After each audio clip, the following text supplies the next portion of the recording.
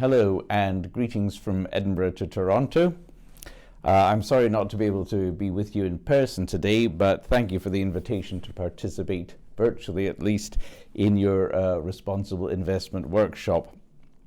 My name is Graham Burnside, and I currently chair the advisory board of the Islamic Finance Council UK, the UKIFC.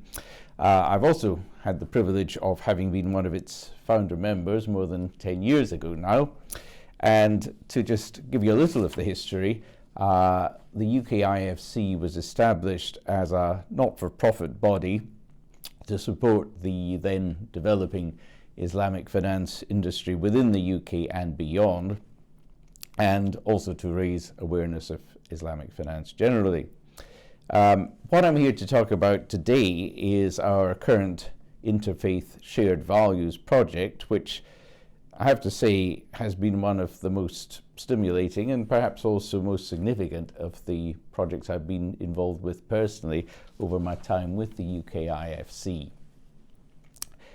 So to briefly sketch in the background, the Shared Values project ultimately stemmed from the fact that ethical finance has been part of the UKIFC's core strategy from the beginning. In other words, promoting the ethical finance sector generally, and specifically the role of Islamic finance within it. Now, one aspect which became apparent to us was that while many of the faith traditions were actively grappling with ethical finance related issues, albeit at very varying stages of development, there appeared to be very little dialogue going on between the faiths. So, back in 2015, the idea emerged that we should try to move things forward by opening up a dialogue between Islamic finance, as represented by ourselves on the UKIFC, and the Christian churches, as represented by the Church of Scotland. And it was that particular branch of the church which became involved for the simple reason that the discussions germinated around the first Global Ethical Finance Forum, which took place here in Edinburgh in September 2015. Well, I'm happy to say that these initial approaches progressed rapidly and culminated in March 2016 in a formal agreement between the two bodies to move forward with a joint project. Now, the project has had two distinct threads. The first was to seek to identify a framework of shared values between the faiths in the fields of finance and economics. And it is the initial culmination of this first part of the project which I'm here to talk about to you today. The second part will be aiming to build on the shared values which have emerged in order to develop a practical financial product which ultimately we hope will be available to the whole of society, and in particular to those currently suffering from financial exclusion. Over the last 2.5 years, the first part of the project has moved forward by way principally of a series of workshops attended not only by representatives of the Muslim and Christian faiths, but also by members of other faith traditions, and significantly, I think, by senior professionals and practitioners from the finance industry itself and from the academic world. The onerous task of distilling everything that emerged into written form fell to one of the Muslim scholars involved in the process, Sheikh Ruzwan Muhammad. So he was the initial draftsman and produced the first version of the document. An extensive consultation process then took place, and this led to a final updated version of the Shared Values Framework document, which we were proud to launch at the annual Ethical Finance Conference here in Edinburgh last month, under the banner of the Edinburgh Finance Declaration.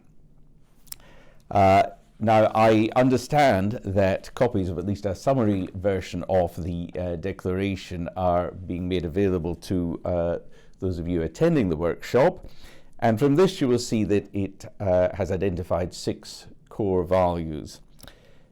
The first and cornerstone of these is stewardship, encapsulating the concept that humanity should not be seen as having an unfettered right to the resources of the earth, but rather should see its role as that of a trustee for future generations and indeed for all life on the planet. Time doesn't permit me to go into all of the remaining values in detail, but the 6th and final value, which is in a sense the destination and outcome of all of the other values, is the concept of the common good. As you just mentioned briefly too, that the process didn't shy away from the fact that there are obvious areas of disagreement between the faiths in the field of finance, perhaps most conspicuously the interpretation of the term usury, and that is also addressed in the full version of the declaration. Now, although the launch of the declaration was a major milestone in the history of the project, it is certainly not the end of it.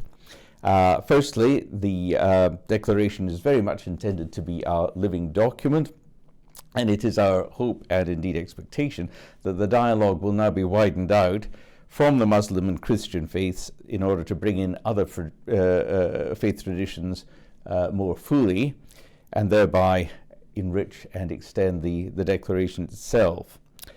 Secondly, we still very much intend to proceed with the second phase of the project, which, as I mentioned earlier, will be seeking to construct a practical financial solution based on the shared values framework which has emerged. We hope shortly to commence on a sort of R&D phase for that second part of the project, which we see as taking perhaps 18 months to 2 years. So, while the project has taken some time to develop and undoubtedly has further to go, we were proud and happy to reach the stage of a public launch of the declaration last month, as I say. And we remain optimistic that what we think is a groundbreaking collaboration between the Muslim and Christian faiths can ultimately achieve something lasting and productive.